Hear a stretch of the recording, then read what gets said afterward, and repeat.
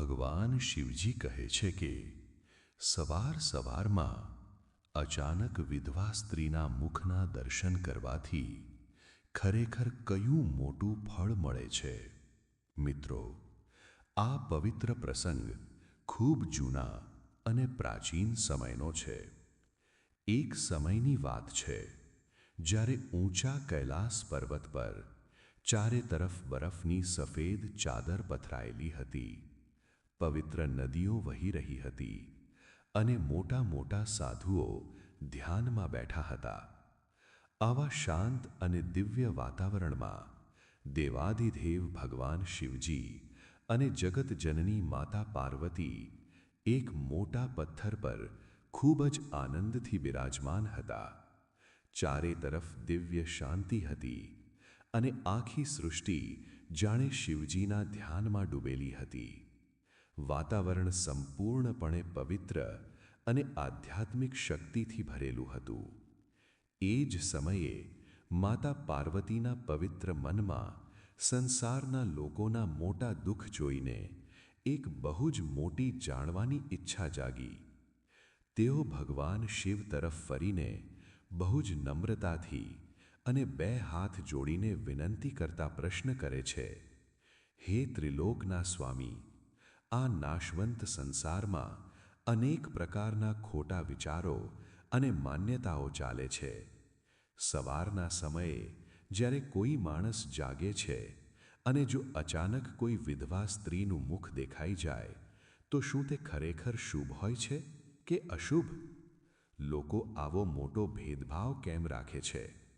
જો કોઈ સ્ત્રીનો પતિ મૃત્યુ પામે તો તેમાં તે નિર્દોષ સ્ત્રીનો શું વાંક? ત્યારે ભગવાન શિવ માતા પાર્વતીની અપાર દયા જોઈને હસીને કહે છે, હે દેવી પાર્વતી, તારી વાત એકદમ સાચી છે કે એ મોટું સત્ય છે કે સમાજમાં અનેક પ્રકારના ખોટા વિચારો અને બહુ મોટી ભૂલો ઘર કરી ગઈ છે। અમુક લોકો પોતાના અજ્ઞાનમાં એવું માને છે કે વિધવા સ્ત્રીનું મુખ જોવું ખૂબ જ અશુભ હોય છે। પણ આજે હું તને આ વિષયનું સાચું સત્ય મોટા સાધુઓ અને પવિત્ર શાસ્ત્રો અનુસાર બહુ જ ઊંડાણથી સમજાવું છું। આ પ્રસંગ માત્ર એક કથા નથી, પણ આખી પૃથ્વીના માણસના જીવનને સાચી દિશા આપનારો એક બહુ મોટો અને પવિત્ર ઉપદેશ છે। આનાથી માણસને એક બહુ મોટી શીખ મળશે। એટલે હે દેવી, આ લાંબી અને જ્ઞાનવાળી કથાને એકદમ ધ્યાનથી સાંભળ કે ખરેખર સવારના સમયે કોઈ વિધવા સ્ત્રીનું મુખ જોવું શુભ છે કે અશુભ? આ સંસારના અજ્ઞાની લોકોના મનમાં આવા ઘણા બધા સંશય હોય છે। ભગવાન શિવ વધુ વિસ્તારથી સમજાવતા કહે છે કે હે પાર્વતી, આ બધું માત્ર માણસના મનની ખોટી કલ્પના છે। સમાજના કેટલાક લોકોએ અજ્ઞાનતાથી એવી મોટી ભૂલ ઊભી કરી દીધી છે જેનાથી લોકોના હૃદયમાં કોઈ પણ સાચા કારણ વિના મોટો ડર ઊભો થઈ જાય છે। તેઓ વધુ જ્ઞાન આપતા કહે છે કે જો કોઈ પુરુષની પત્નીનું મૃત્યુ થઈ જાય તો શું એ પુરુષના મુખના દર્શન કરવા અશુભ થઈ જાય છે? ના, એવું જરાય નથી થતું। તો પછી સ્ત્રી માટે આવો ખોટો વિચાર કેમ? જીવ ભલે સ્ત્રી હોય કે પુરુષ, તે માત્ર એક પવિત્ર આત્મા છે। તેના મુખમાં અશુભ હોવાનો કોઈ પ્રશ્ન જ ઊભો નથી થતો।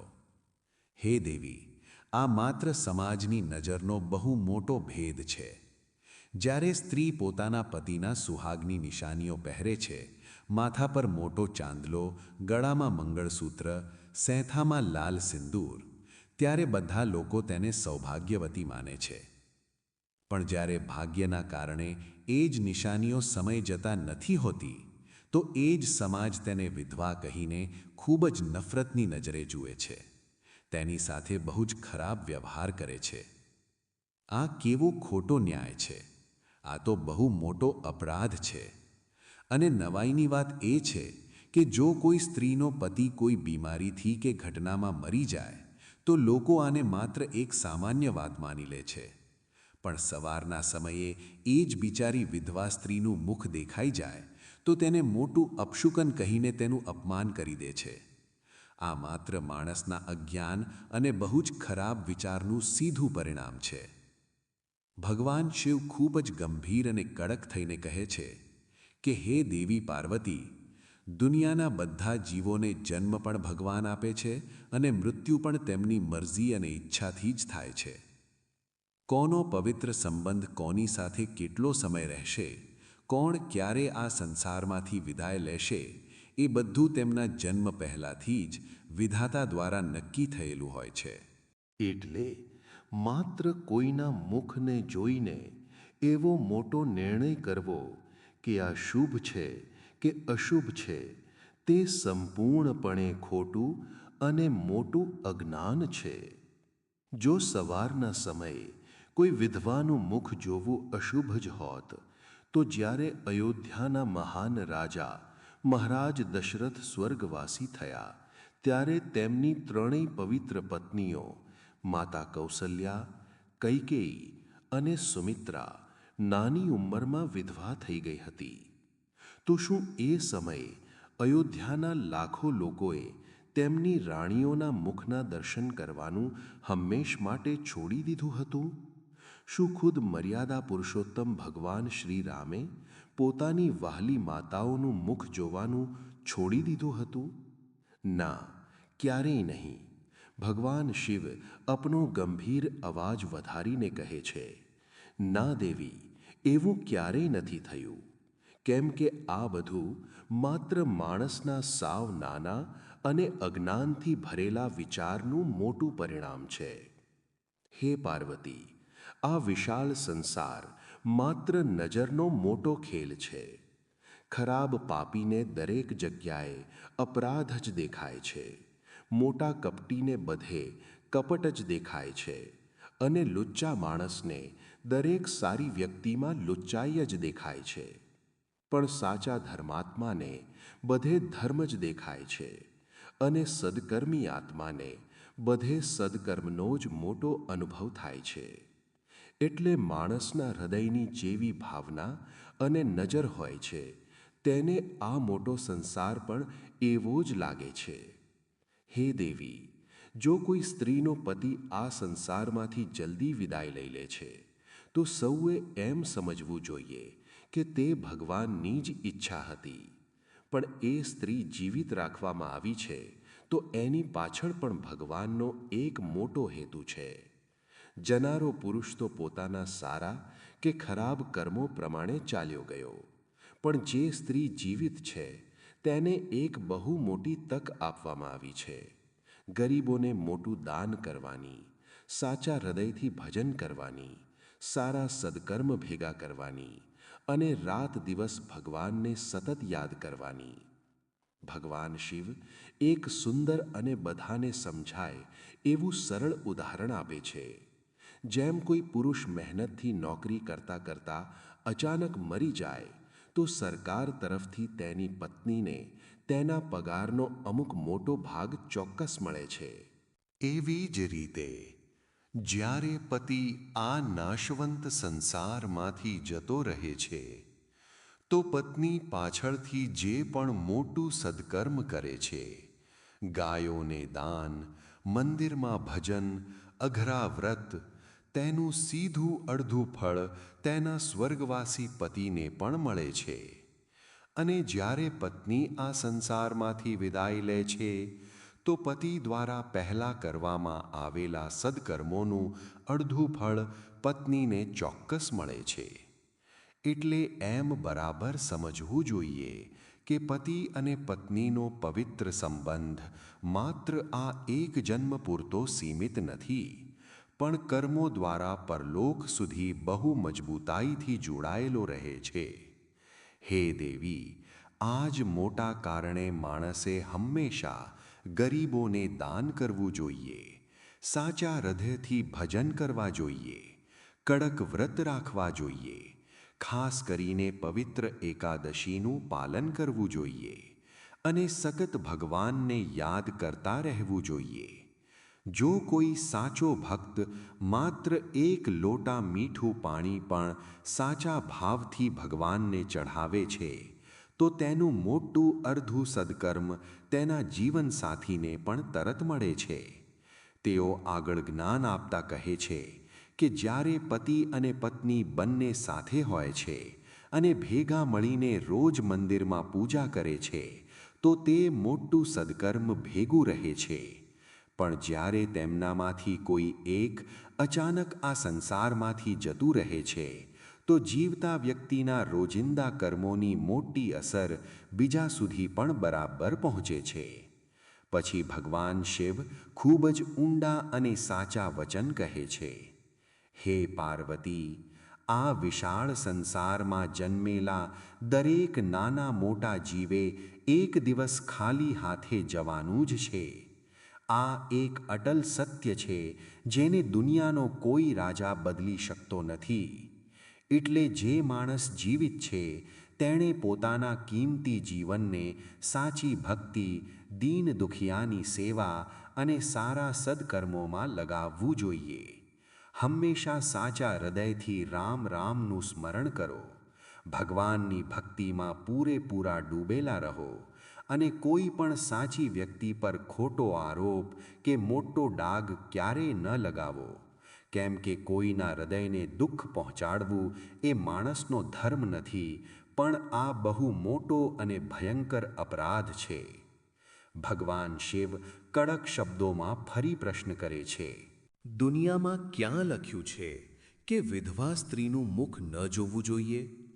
કયા મોટા શાસ્ત્રમાં આવો કડક અને ખોટો નિયમ છે?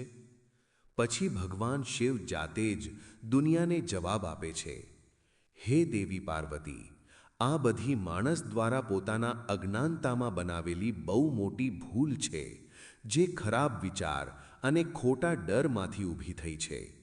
ખરેખર આ બધું બ્રહ્માજીનું લખેલું છે, જેને શાંતિથી સમજવાની મોટી જરૂર છે, નહીં કે તેનાથી કારણ વિના ડરવાની. હે દેવી પાર્વતી, આખી માનવજાતની મોટી ફરજ છે કે તે દુનિયાદારી છોડીને ભગવાનની ભક્તિમાં ડૂબેલી રહે, હંમેશા સારા કર્મો કરે અને પોતાના મેલા મનને એકદમ પવિત્ર બનાવે. હે દેવી પાર્વતી, માણસે હંમેશા શુદ્ધ મને ભગવાન શ્રી રામનું સ્મરણ કરવું જોઈએ. જે અજ્ઞાની લોકો એવું કહે છે કે વિધવા સ્ત્રીનું મુખ જોવું મોટું અશુભ છે, ખરેખર તેઓ અજ્ઞાનતાથી સંસારમાં મોટો અપરાધ અને ભયંકર ભૂલ ફેરાવે છે. એટલે હે દેવી, આ બધા ખોટા અને ખરાબ વિચારોને હંમેશ માટે છોડીને ક્યારેય પણ કોઈના હૃદયને જરાય દુઃખી ન કરવું જોઈએ. કેમ કે જો કોઈ માણસની કડવી બોલીથી કોઈ નિર્દોષને પીડા પહોંચે છે તો તે બહુ મોટા અપરાધનો સાચો ભાગીદાર બને છે અને નરકમાં જાય છે. આ બધું સાંભળીને માતા પાર્વતીના મનમાં સંસારના દુઃખો જાણવાની એક બીજી ઊંડી અને મોટી ઈચ્છા જાગી.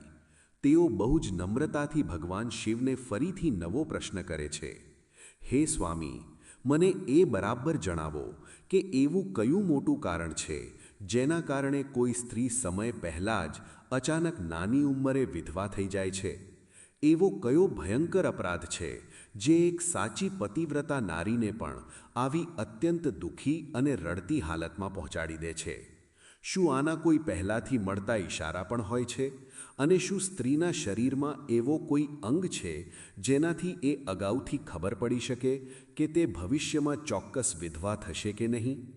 માતા પાર્વતીના આ ઊંડા અને ગહન પ્રશ્નો સાંભળીને ભગવાન શિવ ખૂબ જ ખુશ થઈને કહે છે, હે દેવી પાર્વતી, તે ખૂબ જ સાચો અને બધાને વિચારવા જેવો ઊંડો પ્રશ્ન કર્યો છે.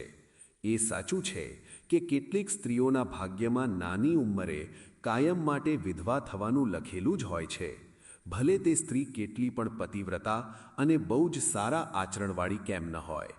પણ આની પાછળ પણ એક બહુ જ નાનું અને છુપું કારણ હોય છે. એક ખાસ પ્રકારનો મોટો અપરાધ એવો હોય છે જેના સીધા પરિણામ રૂપે એ સ્ત્રીને આટલા મોટા દુઃખનો આખી જિંદગી સામનો કરવો જ પડે છે. સાથે જ તેના શરીરના કેટલાક ખાસ લક્ષણો પણ તેના આવનારા ખરાબ ભવિષ્યના પાક્કા ઈશારા આપે છે. ભગવાન શિવ આગળ શાંતિથી કહે છે, હે પાર્વતી, આ વિષય ખૂબ જ ગહન અને મોટા રહસ્યવાળો છે. એટલે આ સૌથી છુપા સત્યને સીધી રીતે જણાવતા પહેલા હું તને એક બહુ જ મોટી અને દિવ્ય કથા ખૂબ જ વિસ્તારથી સંભળાવું છું. આ કથા દ્વારા તને તારા બધા અઘરા પ્રશ્નોના જવાબ પોતાની મેળે જ બહુ સરળતાથી મળી જશે. એટલે હે દેવી, આ લાંબી કથાને એકદમ ધ્યાનથી અને પૂરી શ્રદ્ધા સાથે છેક સુધી સાંભળ, કેમ કે આ કથા માત્ર એક નાની ઘટના નથી, પણ આખી માનવ જાતના ભલા માટેનો એક દિવ્ય અને સાચો ઉપદેશ છે. હે શ્રદ્ધાળુ ભક્તો, ભગવાન શિવ દ્વારા કહેવામાં આવી રહેલી આ મોટી અને ઐતિહાસિક કથા ખૂબ જ પવિત્ર અને અઢળક જ્ઞાન વધારનારી છે. એટલે આને શરૂથી અંત સુધી ચોક્કસ અને એકદમ ધ્યાનથી સાંભળજો, કેમ કે આને અધૂરી છોડી દેવી પણ આપણા પવિત્ર શાસ્ત્રોમાં ખૂબ જ ખોટું માનવામાં આવ્યું છે. હવે ભગવાન શિવ કથાની શરૂઆત કરતા કહે છે, હે દેવી પાર્વતી, જૂના સમયમાં એક ખૂબ જ સુખી, વિશાળ અને ચારે તરફથી સમૃદ્ધ રાજ્ય હતું. એ મોટા રાજ્યમાં એક ખૂબ જ મોટો અને અબજોપતિ વેપારી રહેતો હતો. તેની પાસે સોના ચાંદીના મોટા ઢગલા હતા. તેને એક દીકરો અને 3 દીકરીઓ હતી. તેની 3ય દીકરીઓના લગ્ન ખૂબ જ સુખી, મોટા અને આબરૂદાર ઘરોમાં ખૂબ જ ધામધૂમથી થયા હતા. પણ એ અમીર વેપારીની એક દીકરીને બહુ જ ખરાબ સમયનો સામનો કરવો પડ્યો. લગ્નના થોડા જ વર્ષો પછી અચાનક જ તેના યુવાન પતિનું કોઈ ભયંકર બીમારીથી મૃત્યુ થઈ ગયું અને તે સાવ નાની ઉંમરમાં જ હંમેશ માટે વિધવા થઈ ગઈ. એ પછી તે ખૂબ જ દુઃખ, રડારોળ અને મોટી નિરાશામાં પોતાનું આખું લાંબુ જીવન પિતાના ઘરે પસાર કરવા લાગી. ભગવાન શિવ આગળ કહે છે, હે દેવી પાર્વતી, એ દુઃખી વિધવા સ્ત્રીનું નામ જમુના હતું. તે ખૂબ જ સુંદર, સારા ગુણવાળી અને સાચી પતિવ્રતા નારી હતી. પણ તેના ભાગ્યમાં જે કંઈ પણ વિધાતાએ પહેલાંથી લખી દીધું હતું, તે જ તેના જીવનમાં એકદમ સાચું બન્યું. જમુનાના પતિએ લગ્ન સમયે તેના સારા ગુણોને નહીં, પણ માત્ર તેના સુંદર રૂપ, ભારે ઘરેણાં અને તેના પિતાની અઢળક સંપત્તિને જ જોઈ હતી. આ જ મોટા સ્વાર્થના કારણે તેમનો આ પવિત્ર સંબંધ લાંબો ન ટકી શક્યો અને જલ્દી જ તેના પતિને પીડા સાથે મૃત્યુ પામવું પડ્યું. હે દેવી, બાળપણથી જ જમુનાના શરીર પર તેના ખરાબ ભવિષ્યના કેટલાક ખાસ ઇશારા હાજર હતા, જે તેના નાની ઉંમરે વિધવા થવા તરફ સીધો ઇશારો કરી રહ્યા હતા. પણ અજ્ઞાનતાના કારણે અને પૈસાના મોટા અભિમાનમાં કોઈએ પણ એ ઇશારાઓ પર જરાય ધ્યાન ના આપ્યું. આ બધું તેના પાછલા જન્મના ખરાબ કર્મોનું સીધું ફળ હતું, જેના કારણે તેને આ નવા જન્મમાં આટલું મોટું અને ભારે દુઃખ સહન કરવું પડ્યું. હવે ભગવાન શિવ બહુ જ શાંતિથી કહે છે, હે પાર્વતી, હવે હું તને એની પાછલા જન્મની બહુ જ લાંબી કથા વિસ્તારથી સંભળાવું છું. એકદમ ધ્યાનથી સાંભળ, કેમ કે આમાં જ બધા મોટા રહસ્યો છુપાયેલા છે. કથાને આગળ વધારતા ભગવાન શિવ કહે છે, પાછલા જન્મમાં એ જ જમુના એક બહુ જ મોટા અને પૈસાદાર વેપારીના ઘરે જન્મી હતી અને તેનું નામ સરિતા હતું. તેના પિતા રાજાના ખૂબ જ વહાલા અને ખાસ મિત્ર જેવા હતા, જેના કારણે તેના મોટા મહેલ જેવા ઘરમાં પુષ્કળ ધન, હીરા માણેક, સોનું અને અઢળક સંપત્તિ હતી. નોકર ચાકરોની કોઈ કમી ના હતી, જેઓ આખો દિવસ હાથ જોડીને ઊભા રહેતા, પણ વધારે પડતા પૈસાના અહંકારના કારણે તે વેપારી બહુ જ અહંકારી અને પાગલ થઈ ગયો હતો. તેને બીજા બધા લોકો નાના જીવજંતુ જેવા લાગતા હતા. સરિતા તેની એકની એક રૂપાળી દીકરી હતી, એટલે તે તેને ખૂબ જ પ્રેમ કરતો હતો અને તેની દરેક નાની મોટી ઈચ્છા બોલતા પહેલાં જ તરત પૂરી કરતો હતો. વધારે પડતા લાડ પ્યાર અને છૂટછાટના કારણે સરિતાનો સ્વભાવ સાવ બગડી ગયો હતો. તે ગરીબ નોકરોને માર મારતી હતી અને જરાય દયા રાખતી ન હતી. સરિતા ખૂબ જ સુંદર હતી અને તેને પોતાના રૂપ પર બહુ જ મોટો અહંકાર હતો. તેણે પોતાના આખા જીવનમાં ક્યારેય જરાય પીડા કે દુઃખનો અનુભવ કર્યો ન હતો, જેના કારણે તેનામાં નમ્રતા અને સારી ભાવનાઓની સાવ કમી આવી ગઈ હતી.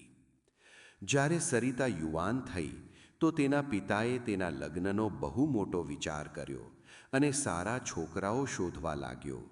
પણ સરિતાએ પોતાના અહંકારમાં આવીને પોતાના પિતા સામે એક અજીબ શરત રાખી. જે પણ પુરુષ મારી સાથે લગ્ન કરશે તે મારા પિતાના ઘરમાં જ રહેશે, એટલે કે કાયમ માટે મારી નીચે ઘરજમાઈ બનીને રહેશે. હું મારું આ મોટું ઘર અને મારી મોજ મજા ક્યારેય નહીં છોડું. આ વાત સાંભળીને વેપારીએ પોતાના બધા સગા વહાલાઓને જાણ કરી અને જલ્દી જ આ સમાચાર ચારે તરફના ગામડાઓમાં અને મોટા રાજ્યોમાં ફેલાઈ ગયા. ત્યારે અનેક ભણેલા ગણેલા, શૂરવીર, પૈસાદાર અને લાયક છોકરાઓ સરિતાને જોવા માટે તેના મોટા ઘરે આવ્યા. પણ સરિતાએ પોતાના રૂપના અહંકારને કારણે કોઈને પણ પોતાના લાયક ન સમજ્યા. કોઈના કપડાની મજાક ઉડાવી તો કોઈના ચહેરા પર હસી પડી અને બધાને ખરાબ રીતે અપમાનિત કરીને ના પાડી દીધી. હે દેવી પાર્વતી, સરિતા પોતાના અહંકારમાં એટલી આંધળી થઈ ગઈ હતી કે તેણે અનેક ભણેલા અને લાયક છોકરાઓનું મોટું અપમાન કરીને તેમને પોતાના ઘરમાંથી અપમાનિત કરીને ધક્કા મારીને બહાર કાઢી મૂક્યા. એક દિવસ એક ખૂબ જ તેજસ્વી, દિવ્ય અને સુંદર સાધુ ભીખ માંગતા માંગતા સરિતાના મોટા દરવાજે આવ્યા. તેમના ચહેરા પર સૂર્ય જેવું મોટું તેજ હતું. જેવી સરિતાની નજર એ સાધુ પર પડી, તે તેમના સુંદર રૂપ અને તેજથી તરત જ મોહિત થઈ ગઈ. તરત જ તે પોતાના પિતા પાસે દોડી ગઈ અને બોલી કે હે પિતાજી, હું આ ભિખારી સાધુ સાથે જ લગ્ન કરવા માંગુ છું. ગમે તે થાય, હું આને જ મારો પતિ બનાવીશ. પોતાની દીકરીની આટલી મોટી જીદ અને આગ્રહને જોઈને એ વેપારી પણ આંધળા પ્રેમમાં તેની વાત માની લીધી અને એ સાધુ સામે હાથ જોડીને લગ્નનો પ્રસ્તાવ મૂક્યો. એ સાધુ, જે ખરેખર ખૂબ જ સીધા અને ત્યાગી હતા, તેમણે પણ એ પ્રસ્તાવ સ્વીકારી લીધો. આ રીતે સરિતા અને એ સાધુના લગ્ન પૂરી વિધિથી અને બહુ જ ધામધૂમથી પૂરા થયા. આખું ગામ જમવા આવ્યું. લગ્ન સમયે સરિતા ખૂબ જ આનંદમાં હતી, કેમ કે તેને પોતાના મનગમતો વર આસાનીથી મળી ગયો હતો. લગ્ન પછી થોડા મહિનાઓ સુધી સરિતા પોતાના પતિ સાથે બહુ જ પ્રેમથી રહેવા લાગી અને શરૂઆતમાં તેમની સારી સેવા પણ કરતી હતી. પણ ભગવાન ભોલેનાથ કહે છે કે હે દેવી, આ ખોટું સુખ વધારે સમય સુધી ટક્યું નહીં. થોડા જ દિવસો પછી સરિતાનો સાચો અને ખરાબ સ્વભાવ ધીમે ધીમે બહાર આવવા લાગ્યો. સરિતા પોતાના પતિને પતિ ન માનીને એક સાધારણ નોકરની જેમ ખરાબ વ્યવહાર કરવા લાગી. જ્યાં તેણે પતિની આજ્ઞાનું પાલન કરવું જોઈએ, ત્યાં તે જ પોતે એમને મોટા મોટા આદેશો આપવા લાગી. તે કચરો વળાવતી અને વાસણ ઘસાવતી. તે પોતાના પતિને માનથી બોલાવવાની જગ્યાએ તેમને એમના નામથી બૂમો પાડીને બોલાવવા લાગી, જે શાસ્ત્રો પ્રમાણે બહુ જ ખોટું આચરણ છે. પોતે પતિની સેવા કરવાની જગ્યાએ તે પોતાના પતિ પાસે જ પોતાના પગ દબાવવા લાગી. તેનો સ્વભાવ સાવ મનમાનીવાળો થઈ ગયો હતો. તે પતિને કહ્યા વિના જ મન ફાવે ત્યાં ઘરની બહાર જતી રહેતી હતી.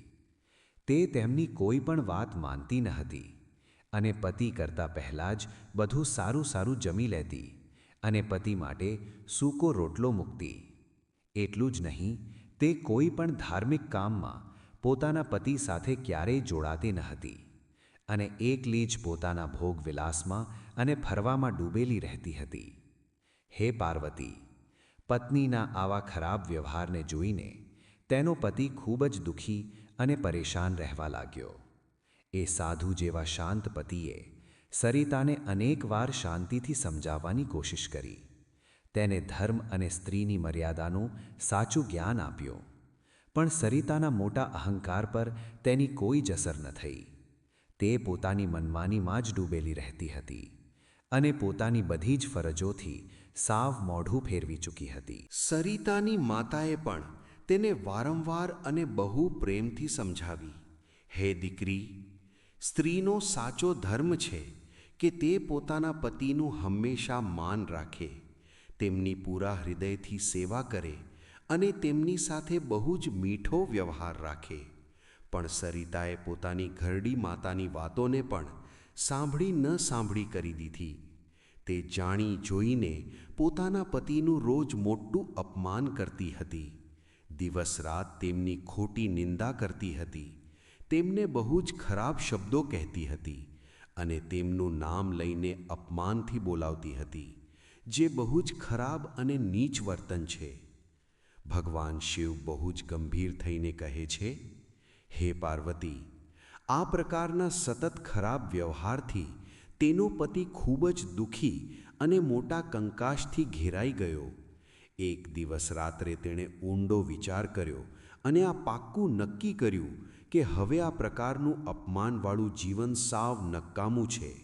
એટલે કોઈને પણ કહ્યા વિના જ તે મધરાત્રે જ પોતાનું ઘર છોડીને ચૂપચાપ ચાલ્યો ગયો. તેણે સરિતાનો કાયમ માટે ત્યાગ કરી દીધો અને ગાઢ જંગલમાં જઈને અકરી તપસ્યા કરવા લાગ્યો, જ્યાં તે ભગવાનના ઊંડા ધ્યાનમાં પૂરો ડૂબી ગયો. આપણા પવિત્ર શાસ્ત્રોમાં કહેવાયું છે કે સમજદાર પુરુષે દુષ્ટ, મનમાની કરનારા અને અધર્મીના સંગનો હંમેશા ત્યાગ કરી દેવો જોઈએ, નહીંતર તે પોતે પણ તેના અપરાધનો મોટો ભાગીદાર બની જાય છે. આ જ સાચા નિયમનું પાલન કરતાં સરિતાનો પતિ જંગલમાં સાચો તપસ્વી બનીને રહેવા લાગ્યો. પણ હે દેવી, નવાઈની વાત એ છે કે સરિતાએ પોતાના પતિને શોધવાની પણ કોઈ નાની કોશિશ ન કરી. તેને કોઈ ચિંતા ન થઈ. તે એ જ રીતે પોતાના મોટા ઘરમાં અહંકાર અને મનમાનીમાં ડૂબીને મોજથી રહેવા લાગી. ભગવાન શિવ કળકાઈથી કહે છે, હે પાર્વતી, આ જ એ મોટો અહંકાર અને અધર્મ હતો જે તેની ભયંકર પડતીનું સાચું કારણ બનવાનો હતો. હે દેવી પાર્વતી, સરિતા પોતાના અહંકારમાં આંધળી થઈને ડૂબેલી કહેવા લાગી કે હું એટલી સુંદર છું કે કોઈ પણ મોટો પુરુષ મારી સાથે લગ્ન કરવા માટે તરત તૈયાર થઈ જશે. મારે એ ભિખારીની કોઈ જરૂર નથી. તેની આવી કડક અને અહંકારથી ભરેલી બોલી સાંભળીને તેની માતા ખૂબ જ દુઃખી રહેવા લાગી. બીજી બાજુ સરિતાનો પતિ ગાઢ જંગલમાં જઈને ઊંડા ધ્યાન અને અકરી તપસ્યામાં લીન થઈ ગયો હતો. તે બધા સાંસારિક મોહ અને બંધનોમાંથી મુક્ત થઈને ભગવાનની સાચી ભક્તિમાં સતત મગ્ન રહેવા લાગ્યો.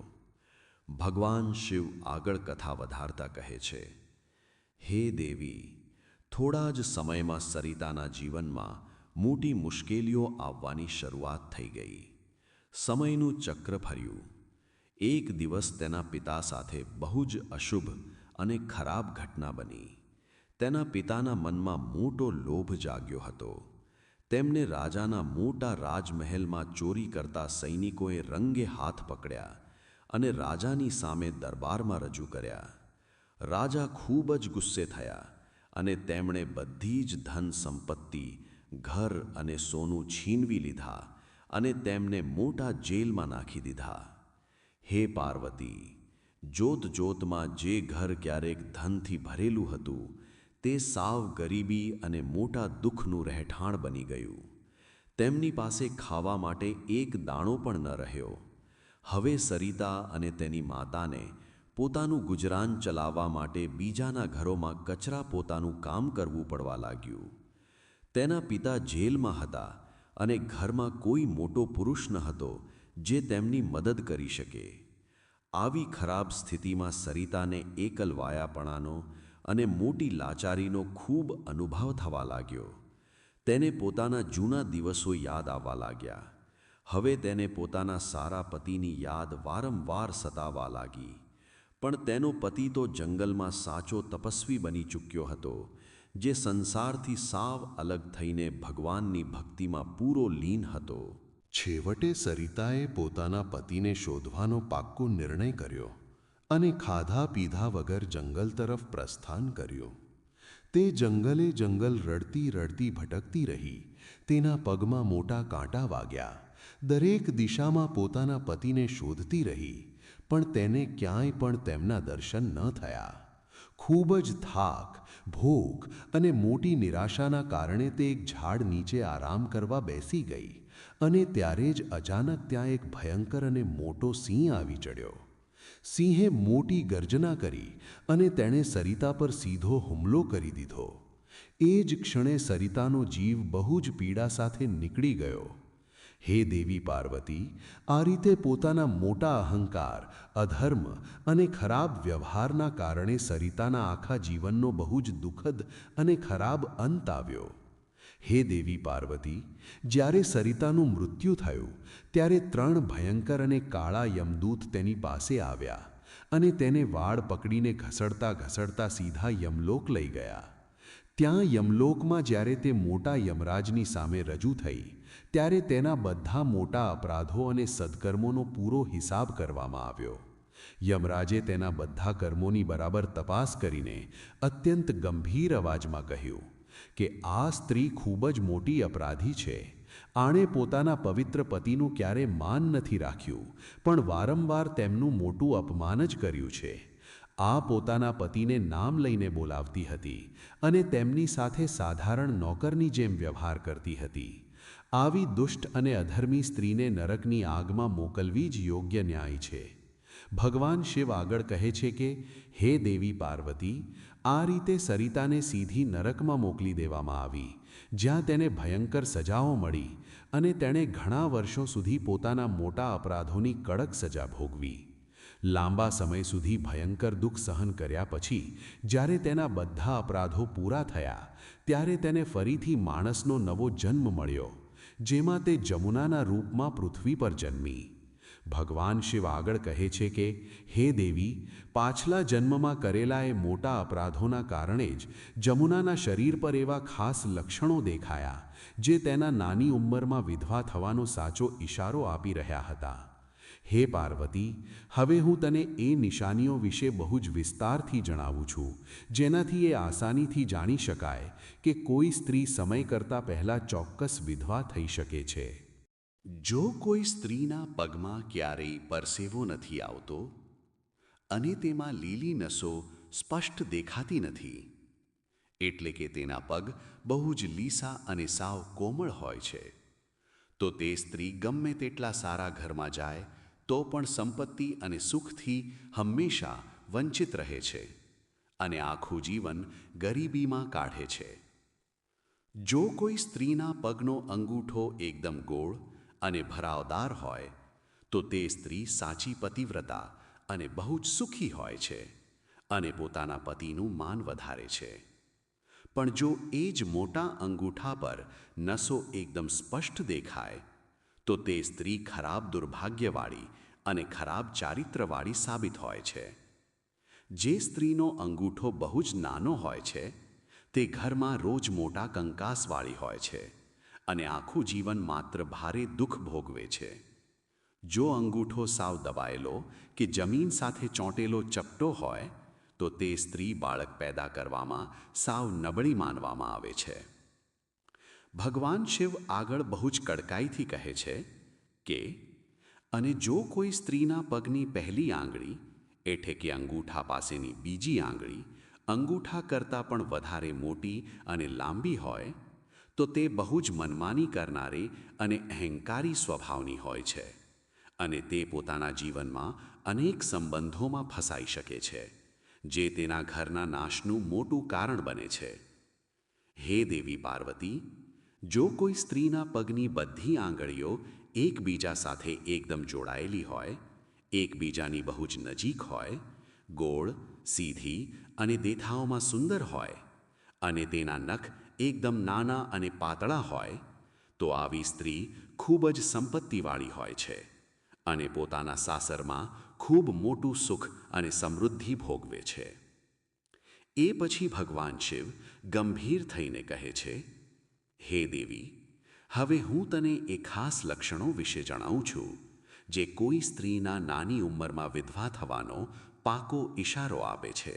જો કોઈ સ્ત્રીના પગનો અંગૂઠો બહુ જ મોટો અને ખરાબ હોય, આગળના ભાગથી ગોળ હોય, તેના નખ સાવ વાંકા ચૂકા હોય અને અંગૂઠા પર લીલી નસો સ્પષ્ટ રીતે દેખાતી હોય, તો આવા લક્ષણો એ સ્ત્રીના જલ્દી વિધવા થવાની શક્યતા દર્શાવે છે. જો કોઈ સ્ત્રીના પગ દેખાવમાં બહુ જ મોટા હોય તો તે આખી જિંદગી મોટા દુઃખોનો જ અનુભવ કરે છે અને જો તેના પગ માંસ વિનાના એટલે કે સાવ દુબળા હોય તો તે પોતાના સાસરાના સારા ભાગ્યને સાવ નબળું કરી દે છે. જો કોઈ સ્ત્રીની ચોથી આંગળી બીજી આંગળીઓની સરખામણીમાં બહુ જ નાની હોય તો તે બહુ કંકાસવાળી હોય છે અને ઘરના શાંત વાતાવરણને સાવ અશાંત કરી દે છે. જો પગની વચ્ચેની આંગળી બહુ જ લાંબી હોય તો તે લગ્ન માટે બહુ જ અશુભ માનવામાં આવે છે અને જે સ્ત્રી ચાલતી વખતે પોતાના પગને જોરથી પછાડતા ધમધમનો મોટો અવાજ કરતી ચાલે છે, તે પોતાના પતિ માટે ખૂબ જ હાનિકારક સાબિત થાય છે. ભગવાન શિવ આગળ કહે છે કે હે દેવી પાર્વતી, આ જ બધા લક્ષણો અને પાછલા જન્મના ખરાબ કર્મોના કારણે જમુનાને સાવ નાની ઉંમરે દુઃખી વિધવા થવું પડ્યું. ખરેખર સ્ત્રીના વિધવા થવાનું મુખ્ય કારણ તેના પાછલા જન્મના પોતાના કર્મો જ હોય છે. જે સ્ત્રી પોતાના પતિનું વારંવાર અપમાન કરે છે, તેમને માન આપ્યા વિના નામ લઈને બોલાવે છે અને તેમના જમતા પહેલાં પોતે જ બધું સારું જમી લે છે, આવી સ્ત્રી ચોક્કસ જ મોટા દુઃખની ભાગીદાર બને છે અને સમય કરતાં પહેલાં નાની ઉંમરે વિધવા થઈ શકે છે.